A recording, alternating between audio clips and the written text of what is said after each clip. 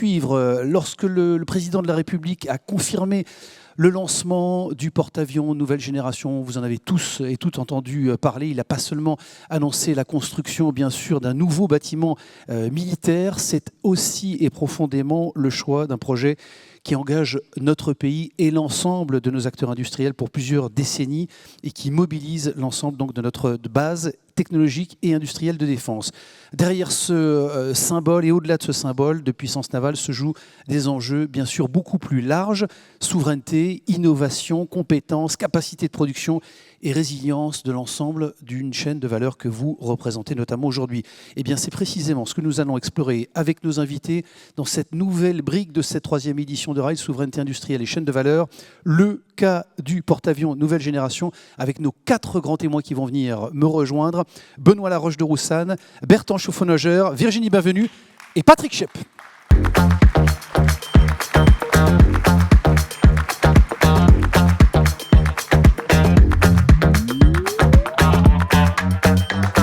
Merci beaucoup à tous les 4 d'avoir accepté notre invitation. Effectivement, je dirigeais Benoît Laroche de Roussanne, directeur de l'industrie de défense à la Direction générale de l'armement, bien sûr, vers le keynote, parce que cette souveraineté industrielle est aujourd'hui indissociable de la souveraineté stratégique dans un contexte marqué par le retour de la guerre de haute intensité et l'accélération des efforts de réarmement.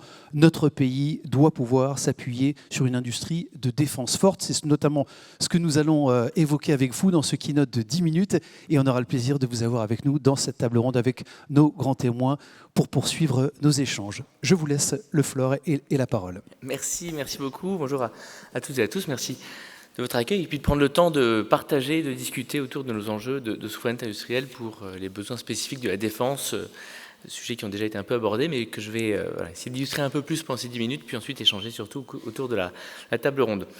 En partant effectivement de cet objet qui est le porte-avions du futur, la France libre. Peu de pays, c'est important de se le redire régulièrement, peu de pays, très peu de pays, sont aujourd'hui capables de réaliser un tel projet. Quand même, on parle de construire 2 centrales nucléaires qui vont faire plusieurs dizaines de fois sans doute le tour du globe en 50 ans, dans des conditions de mer qui peuvent être très variables, donc elles ne vont pas juste être au sol sur des bases en béton solide, mais bouger. Autour de ces centrales nucléaires, il faut créer une ville qui peut accueillir plusieurs milliers de personnes, là aussi en autonomie pendant plusieurs mois. Cette ville, elle est placée sous un aéroport. Et cet aéroport, il doit pouvoir mettre en œuvre des systèmes d'armes, et notamment les systèmes les plus complexes comme sont la composante nucléaire aéroportée. Voilà, donc vous voyez déjà toute l'étendue du champ de technologie, de compétences industrielles qu'il faut maîtriser pour réaliser un tel projet. Et je disais, peu de pays sont capables de le faire aujourd'hui, essentiellement 2, les États-Unis et nous. Un 3e, la Chine, est en train de se lancer. Mais vous voyez, c'est pas, comme on le dit généralement à la DGA, c'est pas un sport de masse. Et c'est pas un hasard si la France est le seul pays avec les États-Unis à être capable de le faire. Pourquoi ? C'est possible en France grâce, je vois, à 2 principaux éléments. Le premier, c'est d'abord notre modèle. Ce modèle qui unit les forces, la DGA et l'industrie. Ce modèle est issu des travaux menés par le général de Gaulle et le ministre Pierre Messmer, et qui ont été prolongés et qui ont été continués avec une remarquable stabilité dans le temps depuis les années 60. Ce modèle, donc, il permet de partir des forces, d'une expression de besoin qui est aussi stable dans le temps et qui part d'une vision stratégique qui est celle de la volonté pour la France de disposer d'une autonomie de décision, là aussi, autonomie de décision qui est constante dans le temps, des forces qui ont besoin de reposer sur un outil industriel solide et souverain, je reviendrai sur ce que ça veut dire, dans le temps là aussi, et pour faire dialoguer ces 2 univers, la DGA et le CEA aussi, certains éléments qui le concernent, qui sont présents en tant que maître d'ouvrage et en tant que dialogue et que garant stratégique de la bonne direction prise par ces 2 autres entités. Ce modèle, il nous est propre, et je crois qu'il est vraiment très spécifique d'abord à la défense, mais aussi à la France. Je pars beaucoup, j'essaie de parcourir l'Europe à la recherche d'équivalents de notre modèle, mais il n'y en a pas, il y en a peu. Les Anglais commencent à s'y mettre un peu. Mais voilà, c'est important aussi de bien voir cela. Donc un modèle unique et un modèle qui est surtout stable dans le temps et qui traduit une volonté politique qui, là aussi, est un engagement dans la durée. La deuxième raison qui permet qu'on est capable de le faire, c'est vous tous, c'est la BITD, c'est le tissu industriel sur lequel on se repose. C'est un tissu industriel qui est accompagné dans la durée par la DGA notamment, mais qui est accompagné dans la durée par les pouvoirs publics plus globalement, là aussi parce que nous avons besoin de maintenir cette souveraineté. Cette BITD, cette base industrielle et technologique de défense, en quelques mots, c'est que ce sont environ 4500 entreprises, un peu plus même, on est en train de faire un nouveau recensement, 4500 entreprises, en moyenne plutôt des petites entreprises, 8 millions d'euros de chiffre d'affaires, 50 salariés, mais toutes détentrices d'une capacité, d'un savoir-faire, d'une technologie très pointue et qui est indispensable à chacun de nos systèmes d'armes. Et une BITD qui est aussi très duale, c'est-à-dire qu'en moyenne, 20% de son chiffre d'affaires seulement est réalisé pour la défense, et même les 2 tiers d'entre elles ont moins de 10% de leur chiffre d'affaires pour nous. Et là, on voit l'élément qui a été un peu évoqué précédemment, l'élément de locomotive ou de traction que peut avoir l'industrie de défense pour l'ensemble de cet écosystème, en tirant et en poussant dans les retranchements, si je puis dire, notre BITD, pour qu'elle aille plus loin dans sa capacité à faire, et ensuite ceci peut être mis au service et au bénéfice de ces marchés civils. Cette BITD, donc ce modèle qui allie nos forces, la DGA et cette BITD accompagnée, est un modèle qui fonctionne bien et qui est un critère de réussite indispensable pour un grand projet comme celui de la France libre. Projet qui est quand même vraiment là aussi un projet du temps long, parce qu'on parle d'un projet lancé il y a officiellement notifié fin d'année dernière, mise en service en 2038 et plus de 50 ans d'exploitation, démantèlement en 2090, et il y a déjà des gens qui travaillent sur cette partie du démantèlement. Je pense qu'il y a peu d'endroits dans l'État où on travaille déjà sur les années 2090. Voilà, ce temps long et cette inscription stratégique, c'est très important. Ce modèle, il est donc, comme je le disais, très pertinent pour un grand projet comme celui de la France libre. Mais c'est aussi un modèle qui est challengé en ce moment et qui fait face à un certain nombre de défis et d'enjeux que je vais lister rapidement, qui ont déjà été un peu évoqués. Le premier enjeu ou le premier challenge, c'est celui qui résulte tout simplement des retours d'expérience des conflits et en tout cas des bouleversements du monde que nous vivons depuis 2022, encore plus 2025, et ça s'accélère à un rythme qui est parfois assez vertigineux. Nous avons donc des retours d'expérience qui nous montrent que dans les secteurs de l'armement, les cycles technologiques se raccourcissent énormément. Des barrières qui nous paraissaient infranchissables sont franchies beaucoup plus rapidement par des compétiteurs. Et surtout, l'émergence de systèmes d'armes low cost viennent challenger en profondeur des supériorités qui paraissaient là aussi relativement incontestables. Il suffit de voir la difficulté que peut avoir aujourd'hui, que peut avoir la Russie dans sa guerre d'agression contre l'Ukraine, on s'en félicite, et ou ce que les États-Unis vivent en ce moment en Iran. Donc face à ça, on voit qu'on passe d'un moment où les grands programmes très structurants, comme je les décrivais, continuent et sont l'un des socles de souveraineté et de puissance, mais doivent en plus être complétés par des systèmes plus low cost, plus simples, plus agiles, qui nécessitent une organisation différente. Et c'est vraiment le premier défi auquel est confronté notre BITD, cette nécessité de pouvoir accélérer les cycles d'innovation, accélérer ces cycles de production, être capable aussi d'avoir des variabilités de production beaucoup plus fortes. Et nous les accompagnons là-dedans. Et c'est un élément qui contribuera à ouvrir plus largement cette BITD.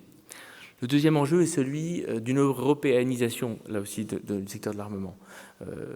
La France, pendant de très nombreuses années, en Europe, était un des seuls pays à continuer dans la durée à avoir cet effort de défense. Nous a permis de maintenir une BITD souveraine et une capacité à produire des systèmes d'armes sur l'ensemble du spectre capacitaire. Là aussi, c'est quand même une caractéristique extrêmement unique en Europe. Aujourd'hui, tous les pays européens se réarment. Et donc 2 enjeux. Un, être capable de leur fournir de manière souveraine, c'est-à-dire à l'échelle européenne et ne plus dépendre des États-Unis, ces systèmes d'armes, mais aussi faire face nécessairement à une concurrence qui va s'intensifier, puisque nos pays européens, nos partenaires, veulent se réarmer et veulent bénéficier aussi d'un entraînement industriel sur ce réarmement. Donc comment arriver collectivement à ce que ce mouvement ne se traduise pas par un déclassement ou par des pertes de parts de marché de notre industrie, mais au contraire par un renforcement de celle-ci, de façon de le faire par le haut. Les grands programmes d'armement, l'actualité récente nous montre que c'est parfois compliqué, mais je crois qu'il y a vraiment une capacité aussi de le faire par des coopérations industrielles plus rationnelles, plus objectives, plus simples, et notamment en aidant notre chaîne de sous-traitance à pénétrer dans des marchés pour se placer aussi en sous-traitant des primes et des MOI, les maîtres d'œuvre industriels de nos alliés. L'Europe, je le disais, donc c'est le deuxième défi. Troisième défi, pour arriver à mettre en œuvre tout ceci, et ça a été largement abordé ce matin, c'est le défi des compétences, le défi d'arriver à attirer dans ce secteur qui, et là pour le coup, j'ai l'impression des échanges que j'ai beaucoup avec les industriels qu'il n'y a pas de spécificité à l'industrie de défense.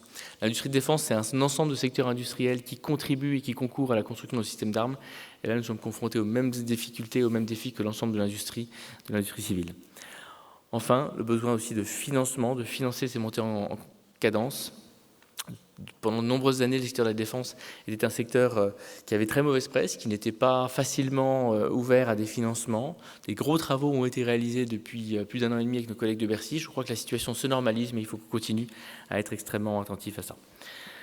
En conclusion, pour surtout laisser du temps aux échanges, important de se rappeler que pour réaliser un grand programme comme le PANG, la capacité qu'a la France de réaliser ce grand programme est un symbole des travaux qui ont été réalisés depuis de nombreuses années et d'un système, d'un modèle qui fonctionne très bien, mais un modèle qui est aujourd'hui challengé et qui doit s'adapter pour continuer à être extrêmement pertinent et à ce que toute l'avance que nous avons eue et que nos anciens ont construit, nous ne la perdions pas en quelques années. Je crois que c'est vraiment l'enjeu qui est devant nous. Benoît Laroche de Roussin, bien sûr, directeur de l'industrie défense à la Direction générale de l'armement.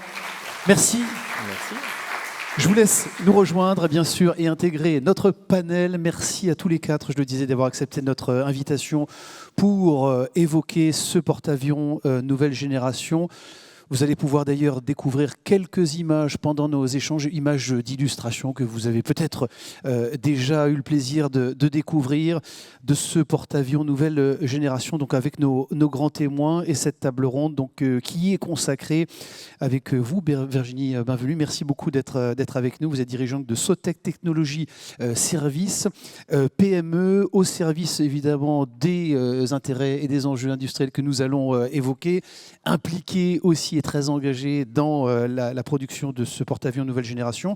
Vous êtes spécialisé en matière de chaudronnerie lourde, des équipements sous pression et vous adressez d'ailleurs les secteurs du nucléaire, de la défense et de l'énergie. Patrick Chep, bonjour. Merci beaucoup d'avoir accepté notre invitation, directeur général d'Europe Technologies, bien sûr, spécialisé dans l'ingénierie, la robotique et les procédés au service d'ailleurs du civil et de la défense pour des industries en tout cas stratégiques. Et enfin, Bertrand Schroeffenheuser, merci beaucoup, Monsieur Schroeffenheuser, d'avoir accepté notre invitation. Vous êtes directeur du site de Nantes-Indret pour Naval Group, évidemment, extrêmement pleinement mobilisé dans la construction de ce porte-avions nouvelle génération. Qu'est-ce que ça dit, mon cher Bertrand, peut-être commencer avec vous, pour le site de Nantes-Indret, qui va jouer, je le disais, un rôle clé dans les systèmes de propulsion des bâtiments et qui joue un rôle clé dans les systèmes de propulsion des bâtiments de marine nationale.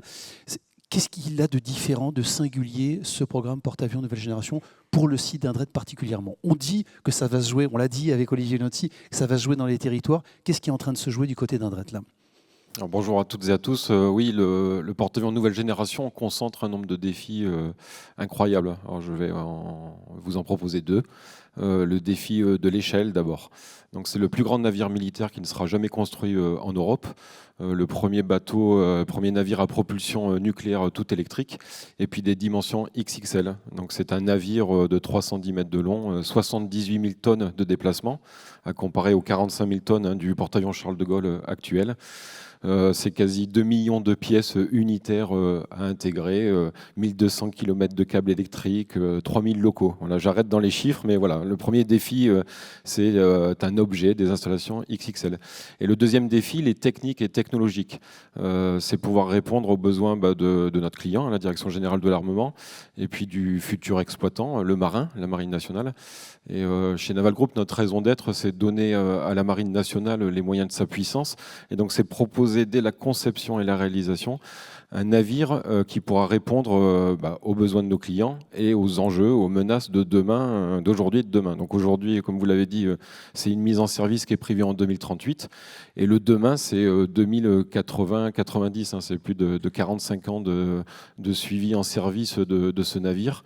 Et donc avoir une conception pour le rendre hautement évolutif, aux menaces de demain, des menaces qu'on ne connaît pas encore, mais par contre, voilà, sa conception lui permettra d'être incrémentée assez rapidement, voilà, pour offrir le meilleur navire avec les meilleures capacités à la femme ou l'homme qui seront commandants en toute fin de navire, personne qui n'est pas encore né. Hein. Les parents du dernier commandant du porte-avions ne sont pas encore nés. Donc voilà, ça nous permet de nous projeter et donc de proposer voilà, le navire le plus évolutif possible. Bon, émouvant de penser que les opératrices et opérateurs ne sont pas encore nés et évidemment seront à l'intérieur de ce et sur ce porte-avions nouvelle génération. Vous avez raison de le rappeler.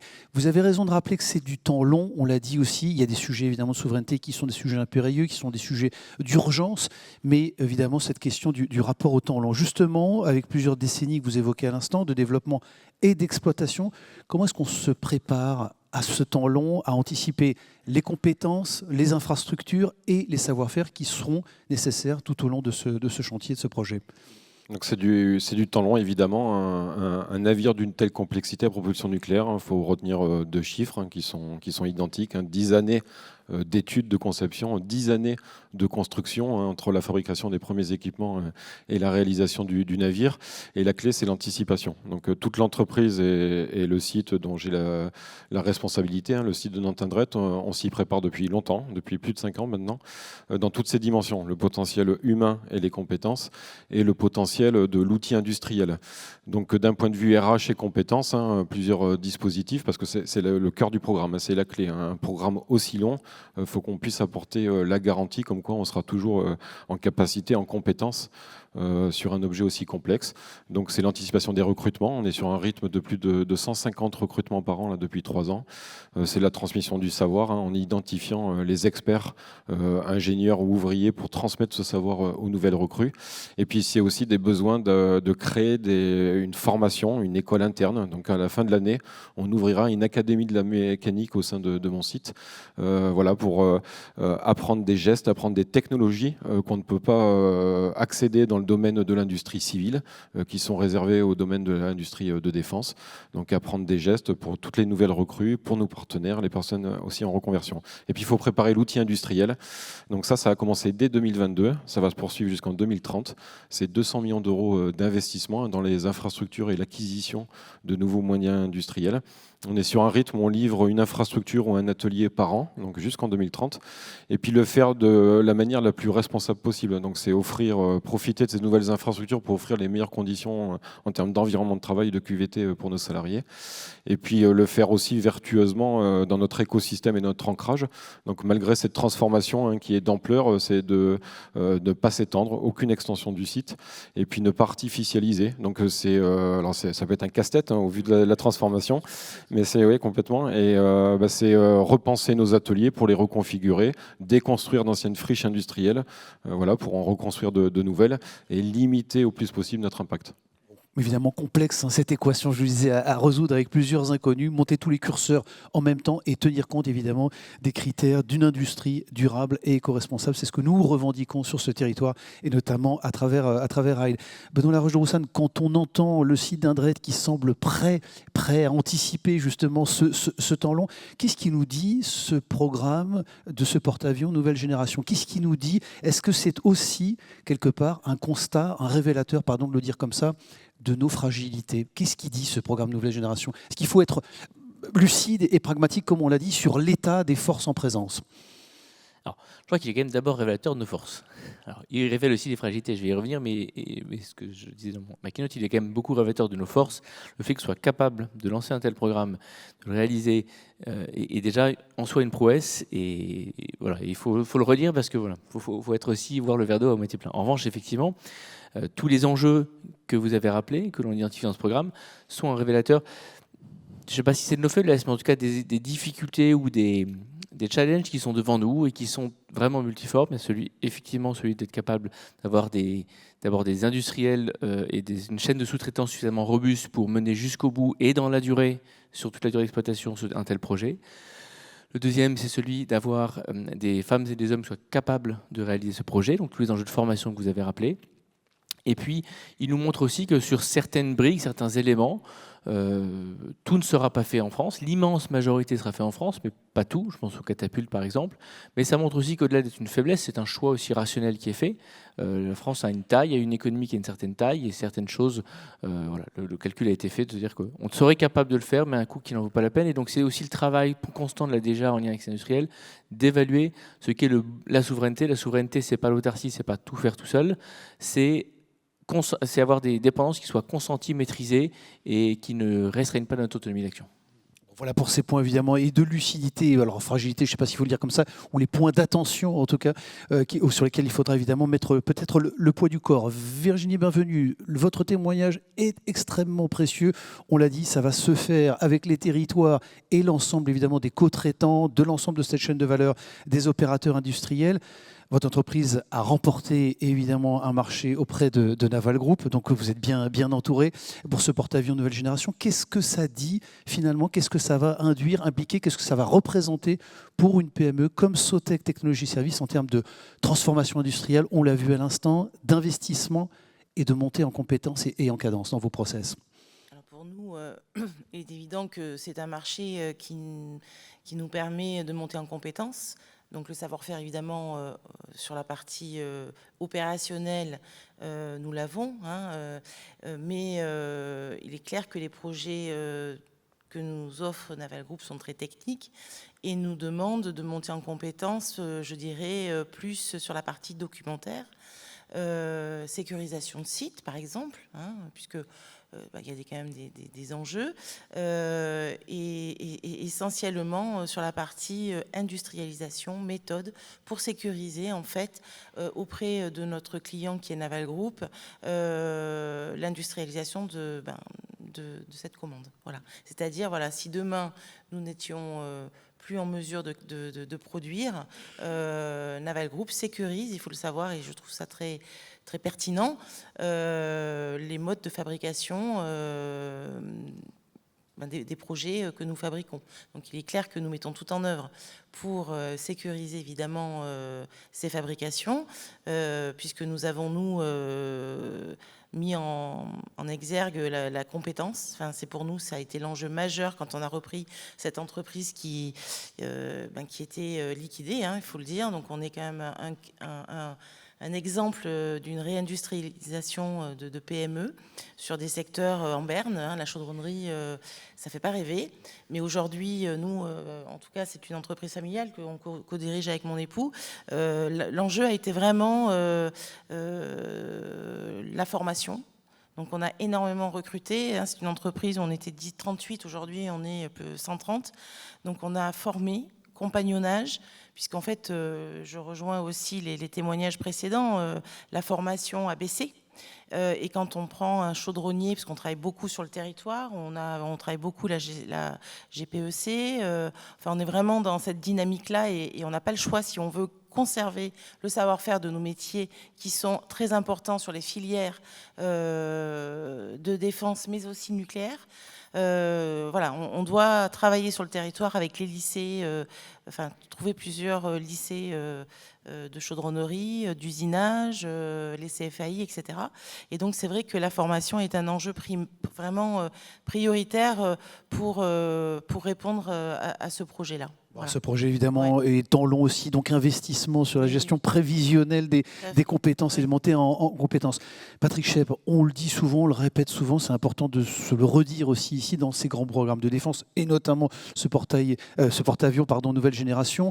On dit que les PME, les grandes PME, celles que vous représentez notamment, ou que vous incarnez aujourd'hui avec Virginie, sont des maillons essentiels. Est-ce qu'aujourd'hui, vous avez clairement le sentiment d'être considéré comme des partenaires stratégiques ou encore comme des exécutants ou des sous-traitants? Quel est le sentiment aujourd'hui que vous avez?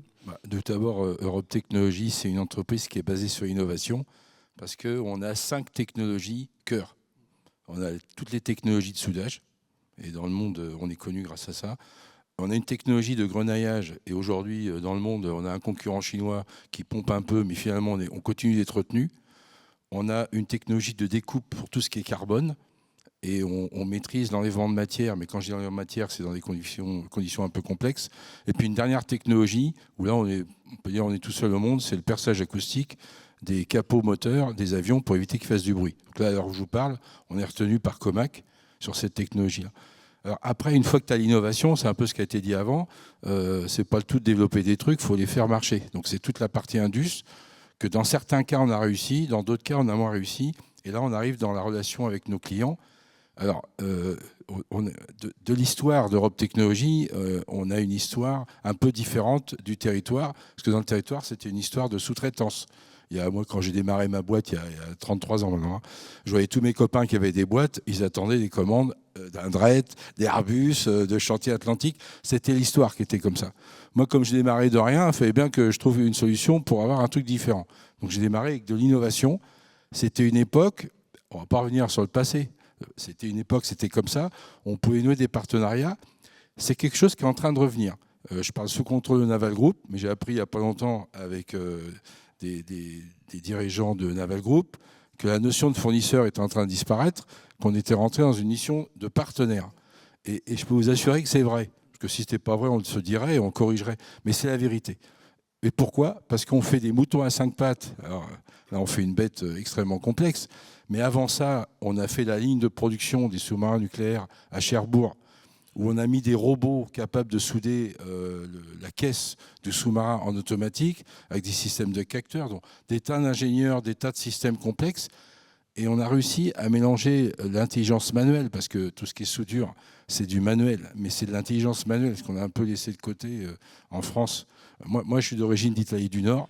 La différence, puisque vous en avez parlé tout à l'heure, entre l'Italie du Nord, que je connais bien, parce que c'est là que j'ai démarré ma vie, je connais plein de patrons qui sont en Italie du Nord. La seule énorme différence avec la France, c'est qu'eux, ils ont maintenu les compétences manuelles comme les compétences intellectuelles. Ils ont fait monter tout ça ensemble. Résultat, vous avez des boîtes incroyables qui se développent dans le monde aujourd'hui.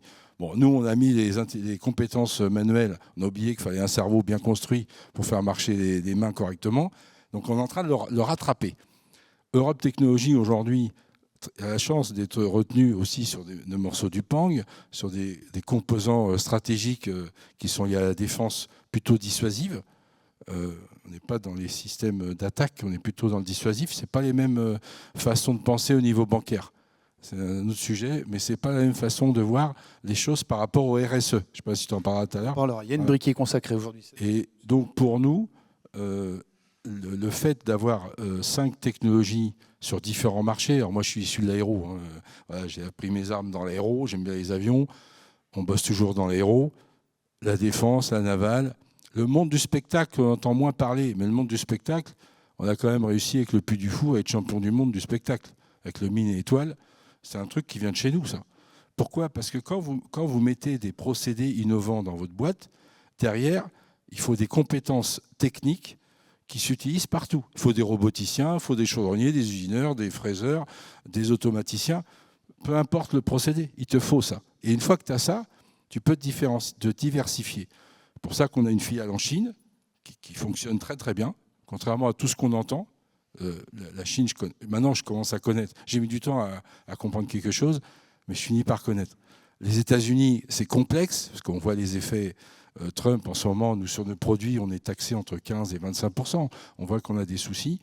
Donc, en fait, il me semble, ce qui a été dit tout à l'heure, pour l'histoire de la souveraineté, gagner la bataille tous ensemble, moi j'aime bien une expression, on se dit faut se préférer. Tous les pays se préfèrent. Mais pour se préférer, il faut être préférable. Pour être préférable, il faut amener des solutions à nos clients qui lui conviennent. C'est comme un chirurgien. On fait une opération à cœur ouvert et tu dis à ton client « je vais mettre 8 heures ». Mais quand tu ouvres et que tu commences l'opération, tu t'aperçois que ce n'est pas 8, que c'est 15. Donc il faut être capable de parler à son client partenaire, de se dire les choses pour faire évoluer la technicité qui est nécessaire pour réussir. Si on a seulement une relation client-fournisseur avec des acheteurs au milieu, c'est fini.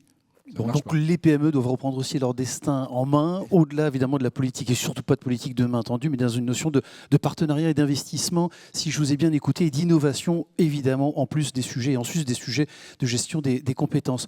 Benoît de la Roche de Roussanne, quelle place vous allez accorder aux grandes PME, aux ETI? On dit que c'est souvent un sujet de grands donneurs d'ordre, de grands groupes, bien sûr, et Naval est dignement représenté dans ce sujet et ce projet. Mais quelle est la place que vous allez accorder aux PME dans ce projet-là? Bien général, on accorde une très grande importance à tout le tissu industriel qui permet de produire nos systèmes d'armes. Parce on parle beaucoup des grands donneurs d'ordre, les 9 MOI, qui sont les entités avec lesquelles la DGA conclut l'immense majorité de ces contrats. Mais la différence, c'est qu'on n'a pas simplement une relation d'acheteur, c'est-à-dire c'est pas chez moi que ça se passe, c'est dans une autre direction, la direction des opérations, qui conclut les achats, mais la DGA aussi la direction que je viens de diriger, qui est la direction de l'industrie de défense, dont justement le travail est d'aller connaître et de comprendre ces PME, l'ensemble des 4500 entreprises de la BITD. On fait quasiment 1000 visites terrain par an, donc c'est-à-dire qu'on les connaît vraiment, on va les voir, et tout ce qu'on vient d'entendre montre l'importance d'abord de connaître ces entreprises et puis de nous assurer, et on le fait en bonne intelligence avec les maîtres d'œuvre, dans le cadre du plan PEPS, le plan en faveur de TI, PME et start-up, que dans les chaînes de valeur, ce travail se fasse de la manière la plus partenariale possible et qu'effectivement on bouge d'un système de sous-traitance ou très transactionnel vers un système plus partenarial. C'est là aussi un élément que nous regardons de très près. Tous les ans d'ailleurs, tous les grands maîtres d'œuvre défilent chez nous, si je puis dire, en leur donnant une note sur leur capacité à avoir respecté leurs engagements au titre du plan en faveur des ETI, PME et start-up. Donc c'est vraiment clé, parce que là aussi on le voit bien au travers de vos propos, beaucoup de l'innovation, de la capacité à faire naît au sein de ces start-up, au sein de ces ETI, de ces PME, de ce tissu industriel, et sans eux, tous ces grands programmes ne pourraient pas voir le jour, et encore moins dans la durée. Donc ils ont vraiment un rôle absolument indispensable dans notre politique industrielle. Bon, changement de paradigme et de regard, effectivement, avec ces opérateurs qui sont évidemment des foyers d'innovation, d'accélération, de rupture. Bertrand Schaufenheuser, quel regard vous portez justement sur cette coopération?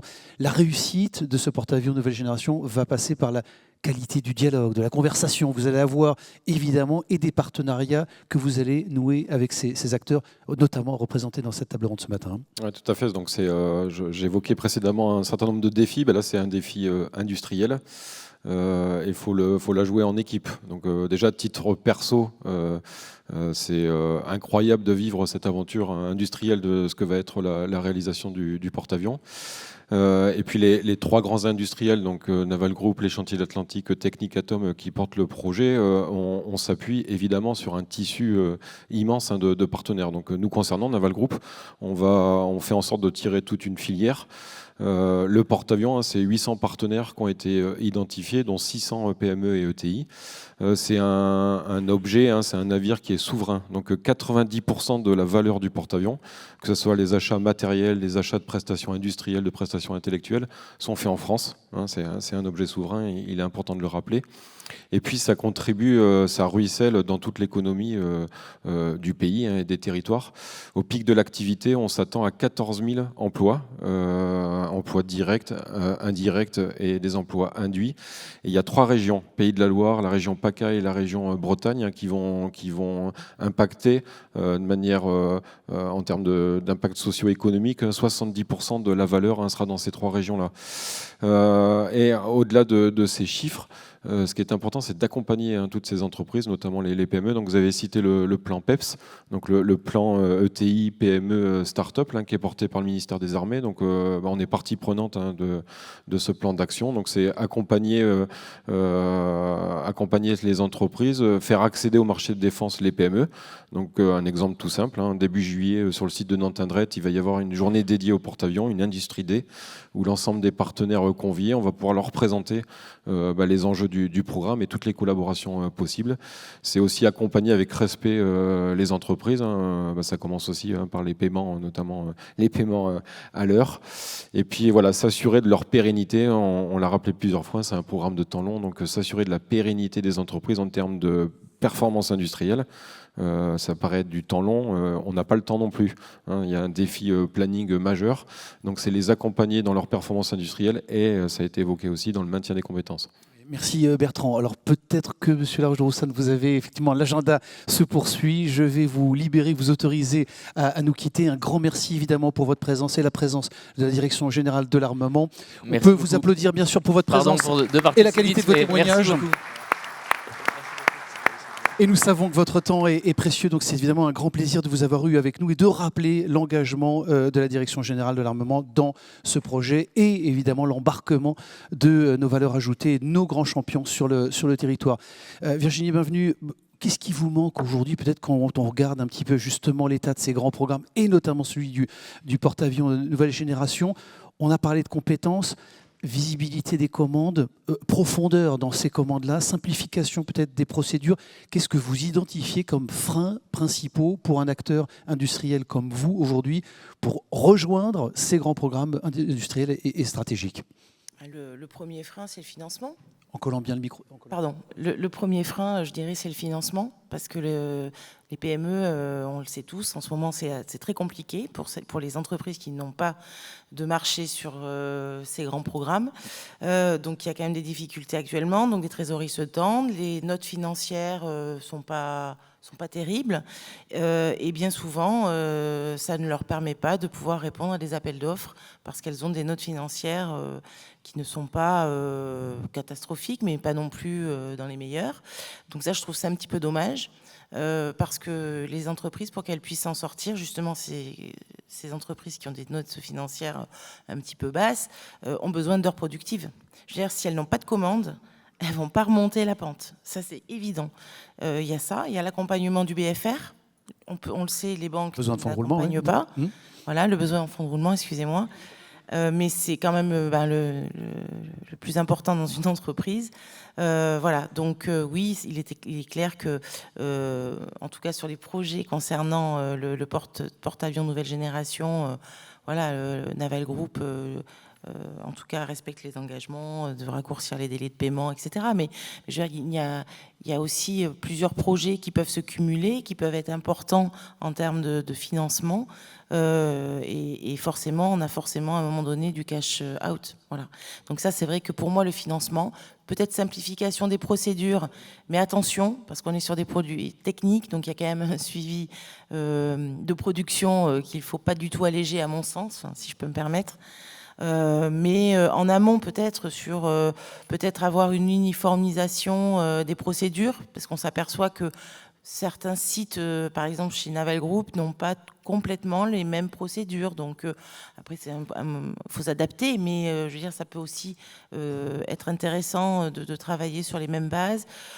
Voilà, mais essentiellement, c'est le financement. Voilà, Patrick Chep, vous souscrivez à ces propos sur la question du financement. Il y a une table ronde qui y sera consacrée, mais exigence de qualité, bien sûr, de cybersécurité, de traçabilité.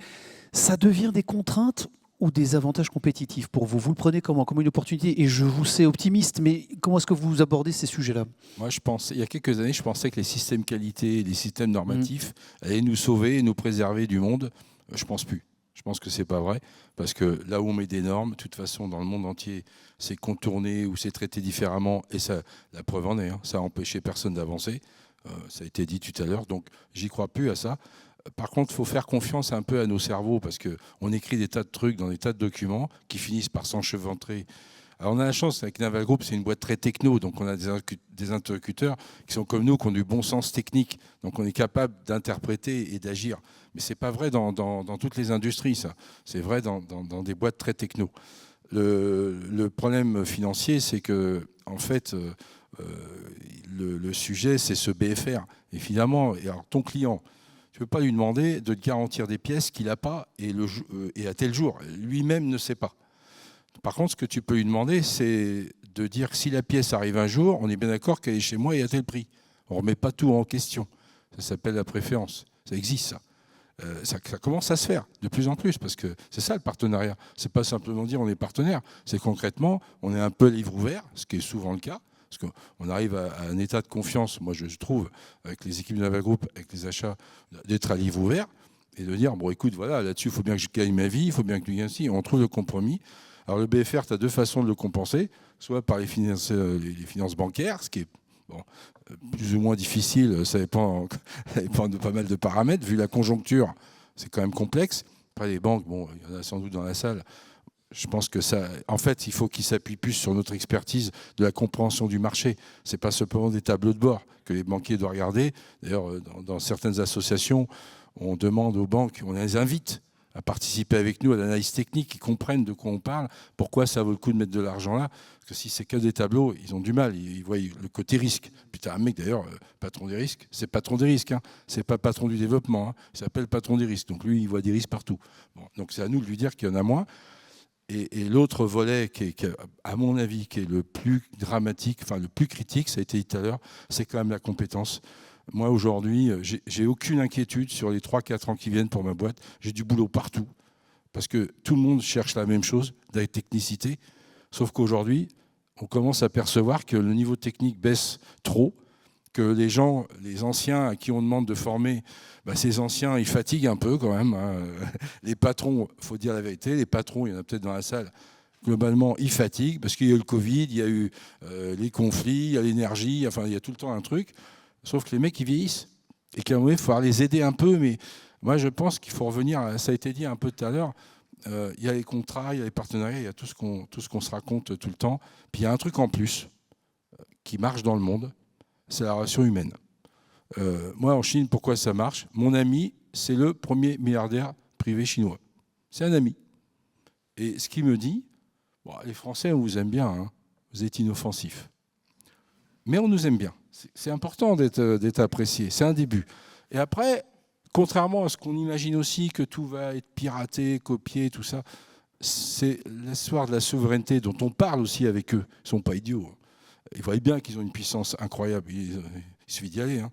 Vous allez voir comment ça se passe. Enfin, ceux qui vont là-bas, ils se rendent compte à quel point ça va vite. En fait, il dit, bon, ils sont à une étape aujourd'hui où ils veulent aller plus vite encore. Donc si toi, tu acceptes de partager un peu, pas tout, mais un peu, tu dis ça, ok, c'est vrai que si je le fais en Chine, évidemment que c'est moins cher. J'y peux rien, c'est comme ça. On a un modèle social, on a un modèle comme il est, il fait qu'on est forcément plus cher sur certains composants. Donc il faut accepter de partager. Par contre, en acceptant ça, ils sont prêts à payer plus cher ta techno, à payer plus cher le cœur techno, sans forcément te le pirater. Bien sûr, il y a toujours cette peur qu'on a, nous, avec nos yeux d'Européens, de Français, on pense qu'on va toujours être piraté, copié. Aujourd'hui, ils ont passé ce stade, ils s'en foutent de copier. Ce qu'il faut, c'est aller vite. Donc moi, je pense que le futur pour nous, en France, là, c'est quand même de se préférer, de remettre du lien humain entre les grands groupes, les PME, les ETI. Moi, quand j'ai démarré ma boîte, des mecs d'Airbus de l'époque m'ont autorisé à créer ma boîte dans l'usine. Tu fais ça aujourd'hui? Tu fais plus. Eh bien, si je n'avais pas eu ces mecs-là pour me dire « Ok, Patrick, tu fais pas de bruit, tu crées ta boîte dans l'usine, on ferme les yeux, mais tu fais le boulot hein, quand même, il faut quand même que ça sorte. » Je n'aurais pas de boîte. Donc, en fait, il faut revenir à ce bon sens, la confiance. Et bien sûr qu'il y a tout un tas de normes qu'il faudrait alléger, mais je ne pense pas qu'elles vont s'alléger demain matin, je ne suis pas sûr. Donc c'est à nous de remettre du lien humain entre nous tous pour dire ok, il y a un paquet de normes là, qui nous emmerdent, qui sont complexes. D'ailleurs, on devient à l'excès parce que, je ne sais pas si tu as ça, nous on nous demande maintenant de faire des enquêtes sur les volets juridiques, volets 1, 2, 3, des salariés qu'on recrute. Ah, ok, qu'est-ce que je réponds au gars c'est dommage, il est parti, Benoît. Qu'est-ce que je réponds à ça? Alors qu'aujourd'hui, vous avez un autre truc qui vous dit, il y a quand même la CNIL qui vous dit que vous n'avez pas le droit de chercher les informations sur n'importe qui, n'importe quand. Bon, injonction contradictoire, on a bien compris. Moins de compétences, en tout cas un vrai sujet de compétences, moins compétitif. C'est quoi nos valeurs ajoutées, Virginie Bienvenue, aujourd'hui? Comment est-ce que vous avez fait la différence? Comment vous avez embarqué dans ce projet? Qu'est-ce que vous avez envie de mettre en avant de vos qualités, de votre savoir-faire, de votre technicité? Je rejoins Monsieur Chef. Nous, il y a pardon, oui, oui. Il y a 3 ans, on a fait le pari d'investir sur l'innovation, un bureau d'études, intégrer les calculs, travailler plus, renforcer le service méthode industrialisation pour accompagner nos offres, nos appels d'offres. Ça veut dire des investissements risqués parce qu'il n'y avait pas de garantie forcément de ROI là-dessus. C'est le b.a.-ba de l'entrepreneur. À un moment donné, il faut prendre des risques, il faut se dire si on mise là. Et je pense qu'on a bien fait parce que c'est grâce à ça qu'on a pu remporter les appels d'offres Sur la défense, alors le nucléaire, on y était déjà, donc mais ça nous aide quand même. Hein. Mais surtout sur la réponse aux appels d'offres, notamment du porte-avions nouvelle génération, où on a été loin dans le détail de l'appel d'offres, dans la technicité, comme si on fabriquait en fait quelque part la pièce, chose qu'on ne fait pas sur d'autres appels d'offres dans d'autres secteurs d'activité. Je ne dis pas que nos offres elles sont très complètes, mais là on va vraiment à un niveau de détail et qui, je pense, a rassuré le donneur d'ordre. Donc on a fait ce pari-là. Et aujourd'hui, voilà, on renforce aussi à l'atelier. Bon, ça a toujours été, hein, parce sinon on perdait le savoir-faire, puisque nous, ce sont des hommes. Ok, on a des super postes à souder, on a des potences, mais il n'y a pas que ça. Il y a aussi la maîtrise de la chaudronnerie, voilà, comment je déforme selon les épaisseurs. Voilà, en plus de la réglementation CODAP ou U-Stamp, enfin tout ce que vous voulez dans les normes de fabrication en chaudronnerie, il y a aussi l'expérience. Et ça, l'expérience, il faut savoir qu'il faut 5 à 6 ans pour avoir un bon chaudronnier. Donc même ceux qui ont un bac pro n'ont pas le niveau. On les accompagne. Et ça coûte aussi à l'entreprise. Il faut savoir qu'on n'a plus d'aide de formation. Donc on nous parle aujourd'hui de former, c'est l'enjeu de demain, mais il faut avoir les moyens. Donc voilà, on le fait à petite échelle, mais franchement, ça coûte énormément d'argent. C'est des heures productives où en face, on n'a rien, quoi. Mais si on ne fait pas ça, eh bien, on ne pourra pas réindustrialiser la France. Voilà. En tout cas, à notre niveau PME. Voilà. Besoin d'être accompagné effectivement aussi par la puissance publique sur ces sujets-là, notamment d'investissement. On l'a dit tout à l'heure dans nos échanges avec Olivier Lianci, Bertrand Chaufonaja, la solution, elle va venir, et l'innovation va venir des territoires, notamment impulsée évidemment par ces grands projets. Elle va venir des opérateurs et des PME, des ETI sur le territoire, sur les sujets de l'énergie, de la propulsion, du numérique, ou même de la production industrielle et des capacités. Vous demandez, vous êtes exigeant, et vous avez raison d'être exigeant, vous donnez des garanties aussi, on l'a bien compris. En tout cas, ils sont en attente de ces garanties et de ces engagements. Vous comptez sur les opérateurs industriels de nos territoires pour monter en puissance sur ces sujets-là que je viens d'évoquer. Oui, complètement. Il y a une double innovation attendue, hein, une innovation pour livrer à l'heure. Ça, c'est important hein, dans la performance industrielle. Livrer à l'heure et faire bon du premier coup sur un objet aussi complexe et critique en termes de qualité et de sûreté. Et puis, comme je l'ai évoqué en introduction, une innovation hein, pour le rendre hautement évolutif et répondre aux menaces qu'on ne connaît pas encore dans quelques années. L'innovation, donc, elle est à tous les niveaux en termes de procédés industriels, hein, donc des robots de soudage hein, qu'on va pouvoir nous proposer pour limiter la contrainte de l'environnement de travail pour l'opératrice ou l'opérateur, ou faire aussi des actes de soudage où la main humaine hein, n'est pas possible.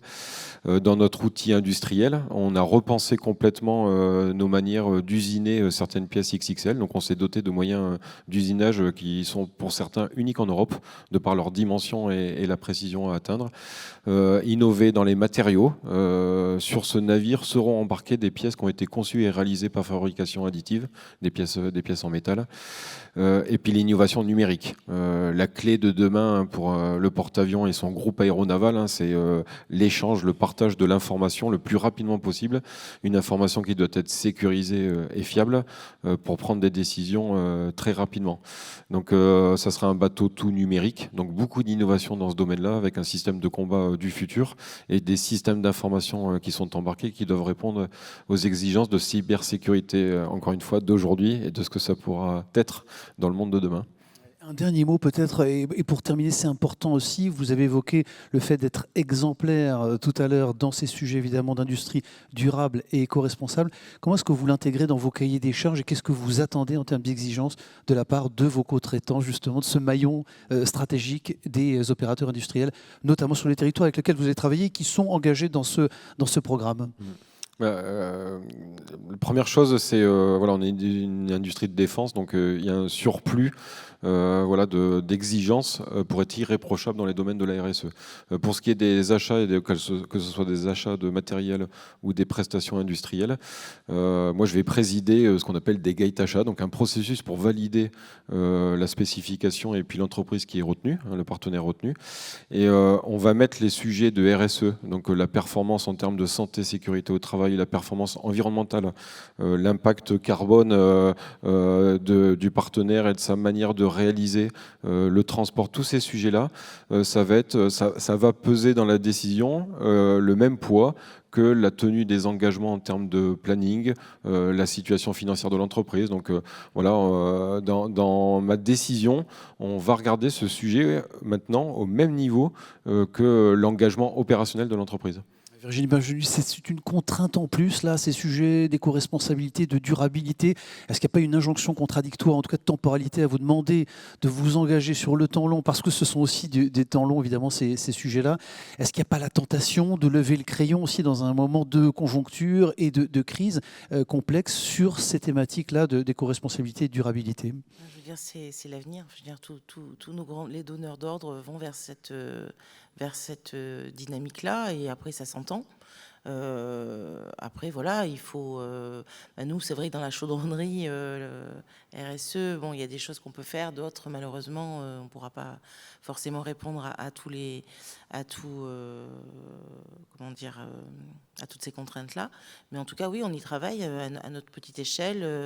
C'est des choses qu'on prend en main, notamment dans les futurs investissements, clairement. Patrick Schepp aussi, conciliation parfois complexe en tout cas de ces sujets, de ces critères, notamment ESG, et de pouvoir répondre aux urgences, au carnet de commandes, à l'accélération des cadences qu'on attend de vous. Sur La solution par Europe Technologies, c'est un peu plus de 500 personnes. Moi, j'ai plein de copains qui ont des boîtes de 40, 50, 100 personnes. Il n'y en a pas 40 des solutions. C'est de mutualiser le coût de ce système qualité, de système RSE. C'est un peu ce qui a été fait dans l'aéro. Dans l'aéro, il y avait le GIFAS avec des filières organisées. Aujourd'hui, dans la défense, les filières commencent à s'organiser. Et je pense que une boîte un peu plus grosse peut être devant la boîte plus petite en étant transparent. On est entre dirigeants de boîte, on travaille un peu à livre ouvert. Et ce qui fait qu'il faut bien voir que dans l'aéro, quand vous fabriquez une pièce, pour 1 euro, il y a 1 euro de papier, en gros. Dans la défense, il y a 2 euros. Et dans le nucléaire, il y a 3 euros. Tu prends une affaire dans le nucléaire de 10 millions, tu as plus de 5 millions de papier, de réunions, de trucs. Donc, tu es bien obligé, quand tu as une boîte plus petite, de dire je me mets derrière une boîte plus grosse et je partage le surcoût qualité, normatif, RSE, etc. Parce que si chacun se met un ingénieur sécurité, qualité, tout ça, on est tous dans les choux. En prix, c'est pas possible. Donc ça, on est en train de l'organiser petit à petit. Ça se fait parce que c'est récent. Ça commence à se faire. Et nous, on a commencé à avoir des partenaires. Moi, j'appelle ça des partenaires aussi, qui sont sous-traitants, mais ce sont des partenaires parce qu'on leur fait leur système qualité. Parce qu'ils ne peuvent pas se le payer. Donc voilà, la solution, c'est encore une fois, c'est de travailler en collectif, et puis bien sûr en respectant les marges des uns et des autres, sinon ça ne marche pas longtemps. Sujet marge, évidemment, vous avez raison de le dire, et puis intelligence collective, mutualiser notamment les coûts. Bertrand Schaffhausen, pour vraiment terminer, qu'est-ce que vous avez envie de dire aux industriels qui sont dans la salle aujourd'hui, qui nous écoutent, qui vont embarquer progressivement? On attend de l'innovation, on attend des solutions, on attend de l'investissement. Il faudrait être au rendez-vous de ces grands enjeux de souveraineté et d'industrie. Qu'est-ce que vous avez envie de leur dire là? Il y a des choses qui vont se jouer, il y a des vrais défis encore à relever. Rendez-vous début juillet sur le site de Nantes-Indret, voilà, pour qu'on présente à tout le monde les enjeux du porte-avions, les enjeux industriels et opérationnels. Voilà, c'est une aventure fabuleuse, une aventure humaine fabuleuse. C'est aussi contribuer à la souveraineté de la nation. Donc par les temps qui courent et tout ce qu'on peut observer, voilà, il y a ce supplément aussi de fierté de faire partie de la génération de ces salariés qui interviennent sur ce projet. Et en lien avec ce qui a été dit précédemment, et le rendre tout ça vertueux. C'est-à-dire d'un programme de défense qui amène aussi à une transformation industrielle du site, de le faire le mieux possible, voilà, faire bien du premier coup. Ce qui peut paraître comme parfois des contraintes, notamment dans le domaine de la RSE, c'est rendre ça partie intégrante de la performance, prendre soin de ses salariés, être bien dans ses baskets. Il y a un supplément d'âme aussi de bien s'occuper des pièces qui nous sont confiées, de faire attention aussi à la sécurité des uns et des autres. Donc c'est une performance globale, tout est lié en fait, tout est lié. Et l'occasion, évidemment, au-delà du symbole et ce projet industriel, peut-être aussi de donner une impulsion à notre industrie, ce besoin de réindustrialiser notre pays. Souveraineté industrielle et chaîne de valeur, le cas du porte-avions nouvelle génération. Avec nos grands témoins, on peut les applaudir. Virginie Bienvenue, Bertrand Schofenhager et Patrick Schepp. Merci beaucoup à tous les trois.